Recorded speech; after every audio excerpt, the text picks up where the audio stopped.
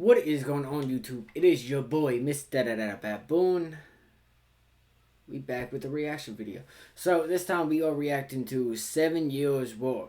And I will have the link for the video down in the description and the link for the channel that we also, you know what I'm saying? Will also be down in the description.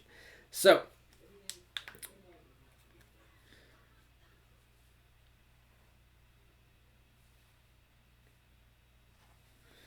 I'm still trying to figure out how to say it. Like, I know what it is, but we're just gonna move past that. Make sure you guys like, subscribe, turn on post notifications, share the video if you guys do enjoy, all that good stuff. You know what I'm saying? Let me know what you guys think about this down below in the comments. Let's see. I think that's about it. Yeah, I think I said it, everything I needed. So let's go and get into this. 7 Years' War, a legendary conflict that involved every great power of Europe, spanned 5 continents and affected the world for centuries to come. Its legacy now lives on in dull history courses that bore me to tears. I had to read those for this, I hope you appreciate that.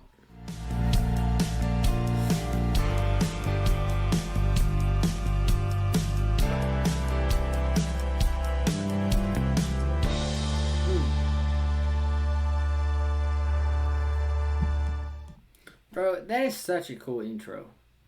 I need an intro. Like, I need to find out how to make an intro type style of thing. You know what I mean? Like, I need to do that.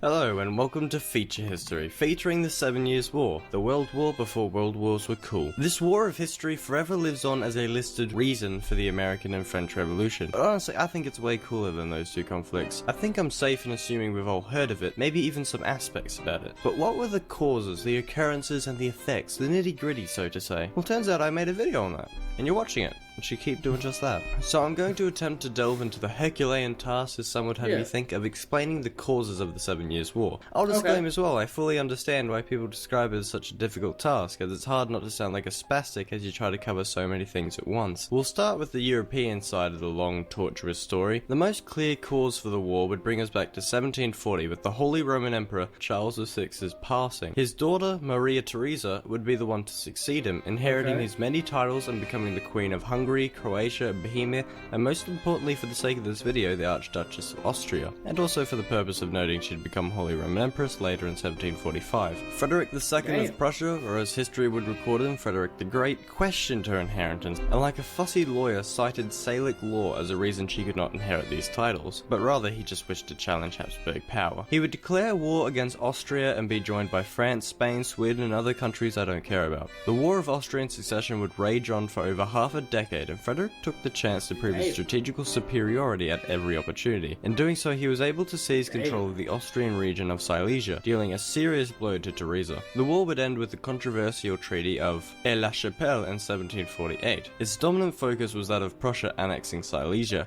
leaving France out of the picture and seriously offending Louis XV in the process. Alongside Louis's degrading opinion of Frederick, so had Theresa's opinion to her ally of the war, George II. George had managed to escape a decisive defeat at the cost of Austria, and he was attempting to pressure Theresa into just cutting her losses and letting go of Silesia. Alliances would switch. The longtime rivals of Britain and France decided to swap their allies, Britain now backing Prussia and France Austria. Britain and France, with the conflicts in Europe aside, had been brewing their own future conflicts ashore. In North America, tensions grew. By 1754, Spain's colonial claims to the America had lost a significant proportion of their significance, and the British and French were invested in the eastern seaboard of North America. The British possessions were today's US's eastern sea line, whilst France laid claim to a large area of the Midwest, Louisiana, and eastern Canada. These claims, more so the French ones, were not by any stretch of the imagination densely populated. Many regions only possessed a sign that marked it as either French or British lands. The native tribes of the area were also heavily invested in the conflict,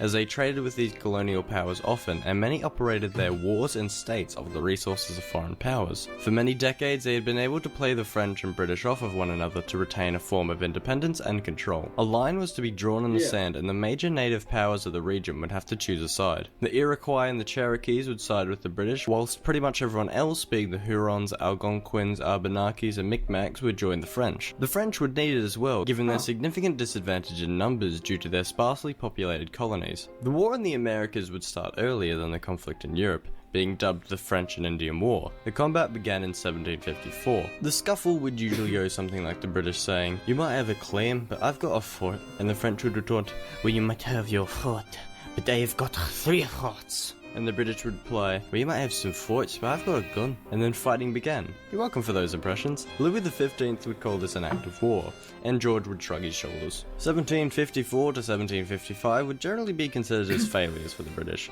because whilst not losing much ground, they weren't able to gain too much either. With the exception of their victory in Acadia, the situation so far was somewhat bleak. North America, of course, wasn't the only colonies that would see combat. India would see its own fair share of warring. In the subcontinent, the once dominant Mughal Empire's power had been waning for some time. Britain's state-owned company, the East India Company, had been waging economic war against Dutch, French, and independent companies in an attempt to seize a monopoly over the valuable spices in the area. The Mughal Empire's decline and the infighting it had been experiencing with entities such as the Maratha Confederacy, the area was left wide open to a European annexation. Whilst the East India Company had certainly been a top dog in the area for some time, it wished to officially cement its position against the French and the Dutch, ideally in a war with boats. I've heard Britain likes boats. Back in Europe, Teresa's desire to take back Silesia grew more and more. Her wishes would be accompanied by Louis's wishes to see France rival British colonial power, and Elizabeth of Russia's wish to conquer Eastern Prussia. Frederick fully understood the odds that were beginning to stack against him,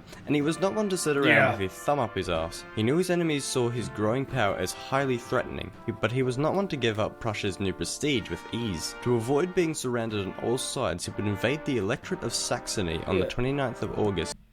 By the way, I'm sorry I'm not talking a whole lot. I'm trying to absorb the information, so I apologize for that. 1756, igniting the powder keg the world had become in the process.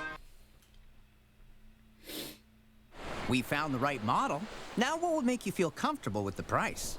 Well, welcome to the 7 Years' War.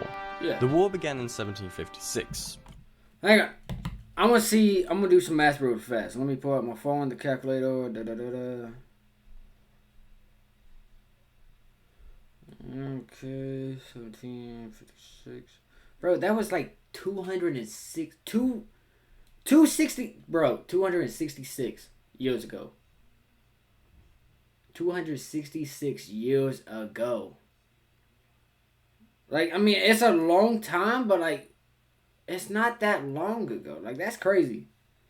That's crazy. Or 1754, or 1740. We'll just go with 1756. The war would be fought between the two alliances, or war parties, of the Convention of Westminster and the Treaty of Versailles. No, not that one. The former featuring the states of Great Britain and Prussia, and France, Austria, and Russia being one with the latter. Frederick's invasion into Saxony was a success, and he was able to capture the state, but he was not granted the momentum he desired to push into the Austrian territory of Bohemia. Meanwhile, in the Americas, Britain's luck had begun to turn around as the British government poured more and more resources into the theatre. That would mean, though, that Frederick could not expect much assistance from the British on the continent. Britain had allied with Prussia as they saw him as the best fit to defend George's title in Hanover, where he had inherited the title of Electorate due to hereditary monarch faff. In return, Frederick could hope that the British would be able to economically cripple France by eliminating their colonies, which Britain would have gladly done anyway. As Frederick's enemies moved in, they threatened to tie a noose around Frederick's custard splat of a country. In 1757, France moved its forces to Prussia's west, attempting to seize Hanover. To accompany this, the Austrians began to move in as well, heading straight for Saxony. Frederick did not falter though, and he stood his ground and convincingly defeated the two armies in Saxony. Despite this heroic victory, the mood for the Prussians would dampen as Austria was able to reunite with its old territory of Silesia in late 1757. In addition, Sweden saw weakness in Prussia and sought to reclaim some of their own estranged territories in the Pomeranian War, adding yet another threat to the north. Hope for the Prussians would only continue to degrade as Russia seized Prussia's eastern territories, and an offensive into Austria was met with failure. Britain's war on the colonies was for them, thankfully, on a lighter note. On July 1758, they had taken a great victory at the Battle of Louisburg, signalling the beginning of the end for the French. As stated earlier though, to claim such a victory, they had been forced to focus almost entirely on the Americas, leaving Prussia in what seemed as death's grip. 1759 seemed as if it would be the end of Prussia. A combined Russian and Austrian offensive threatened to wipe Berlin off the map after they took victory at the Battle of Kunersdorf. Frederick would be saved in what he entitled the Miracle of the House of Brandenburg. The Russian and Austrians had failed to take advantage of the opportunity to defeat Prussia. For what reason, you may ask? No. France, despite its support from a multitude of native groups, was unable to rival Britain's infantry and naval presence on the continent, as Louis's indecisive attitude left his country split between the war in Europe and the war in the colonies, losing both because of it. France and Britain, alongside their scuffle in the colonies, would fight a long war at sea, attempting to see who truly had naval supremacy. Sure, we all know who that is today, but Britannia rules the wave wasn't as solidified a concept at the time. The fleets that each nation held were so large they were capable of fighting battles all over the globe. On 5 continents you'd be able to find French and British ships floating, or rather, sinking, off the coast. The warship became the centerpiece of any navy. It held the firepower of an army and would cost roughly the same as one. The war at sea would become a vicious cycle where every battle mattered. The one with more ships was able to better defend its trade routes with which to obtain greater wealth to build more ships. On land, the British would continue their push after their success at Louisbourg, moving into Canada and capturing Quebec and then later Montreal, stripping France of its foothold and any chance of a comeback. Back in Europe, France decided it wished to take up its own offensive and clean up Austria and Russia's stupid mistake. Yet again, being split between the colonies, the seas and the continent, they were incapable of seeing any success. Regardless of Frederick's earlier miracle, he still stood on the brink of defeat, not able to launch any offensive into enemy territory without certain defeat. All Frederick could do now is sit and wait. Between 1760 and 1762, the conflict in Europe began to slow, so I can afford to touch on some other theatres, such as the conflict in India. European wars there were not a new thing. Wars had been fought between rival companies on Indian soil before, and the 7 Years' War would only serve to renew these squabbles. Louis had wished to finally see his struggle against the East India Company come to a close and the originally named French East India Company become the company on the subcontinent. The fighting was mainly oriented around the south of India, and the British, with thanks to their robust navy and military discipline, were able to seize many French settlements and forts in the area, despite the French having the support of the Mughal Empire. With credit to what is becoming a trend here, the French being spread too thin, the British were able to see victory when they took their rival company's capital of Wandiwash in 1761, effectively ending the war in India. The war at sea also told the quite familiar story at this point. Britain, being an island nation, had focused heavily on being good at one thing, in this context navy. The French had not. Louis would find himself on the losing side of the cycle I described earlier, and as a consequence their supply lines were cut thin, and as they continued to lose the war at sea, they would only increase their chances of losing the war on the continent. To return to the aforementioned continent, Frederick's luck had not seemed to have dwindled at all. He was once again saved when, in a sudden twist of fate, his rival Elizabeth died to the largest killer of all history. Health complications. She was succeeded by her intensely German nephew, Peter III, in 1762, who just so happened to be Frederick's #1 fan and would sign the Treaty of St. Petersburg that would see Russia withdraw from the war, and shortly later Sweden as well in the shape of the Treaty of Hamburg. With Russia's exit from the war, all was not yet lost with the Treaty of Versailles, as earlier in 1759 the Spanish monarch Ferdinand VI had died and was succeeded by his half-brother Charles III, whose ambitious plans for Spain would see him enter Bourbon Spain into the war in 1762, allied with, of course, Bourbon France. Spain itself targeted Portugal. Yo, I just want to say, I forgot how much information was in this. Like, involved in the 7 wars. Like, there was a lot of info. Like, that's crazy. Who had been predominantly neutral to this point. Portugal was still recovering from the devastating Lisbon earthquake of 1755, and Joseph I of Portugal had stressed the need to rebuild rather than to militarize. Spain's invasion of Portugal would be dubbed the Fantastic War, as despite Spain and France's overwhelming advantage in numbers, most troops would succumb to hunger, disease, and low morale. Despite Spain joining the war, even they were not able to resurge the struggle in North America. Britain had become far too dominant in the colonies. Down south in the New World, though, a new conflict would emerge. Portugal's colony of Brazil was to be attacked on all sides by the Spanish colonies that surrounded it. The Portuguese would have to fight a game of strategy, avoiding entering battles they could not win. They would lose some territory, but nowhere near as much as the Spanish had been counting on. France had its own idea to turn the war around. At the proposal of the French foreign minister, Choiseul, a plan was set in action to attack Britain directly. The plan was ambitious, costly, and frankly stupid, as France's expensive fleet was sunk by the British Navy before they were even halfway to Britain. France had lost the naval arms race. With Russia out of the war, Spain preoccupied with Portugal, and France in shambles, Frederick's only enemy left was the Austrians, who he would defeat in multiple battles in the closing months of 1762. Frederick's war ended in 1763 with the Treaty of Hubertusburg. The pre-war conditions were to be restored, save the million dead people and the now crippled economies. The 7 Years' War would take 4 treaties to end, 2 of which being the earlier mentioned Treaty of St. Petersburg and Hamburg. In 1763, with a combination of the Treaty of Paris and the Treaty of Hubertusburg that would be signed on the 10th of February and 15th of February 1763 respectively, the war ended. In Europe, the pre-war scenario was to be restored and have little to no border changes commence. As a consequence of this victory, Frederick had been able to cement his country's position as an official great power of Europe. Another consequence, this time in the more negative connotation of the word, France began a rapid decline from the 7 Years' War onward, which would famously conclude in the French Revolution. That would subsequently lead to Napoleon's reign, which would change the face of Europe forever. If you ponder for a moment, you might ask, now that Britain's rival was out of the picture, what is left for Britain? Well, a little old thing called building the largest empire to ever exist. After their resounding success in the 7 Years' War, it seemed as if no one could stop them. In favour of not being too Eurocentric here, I should also touch on the colonies. They're important to some people.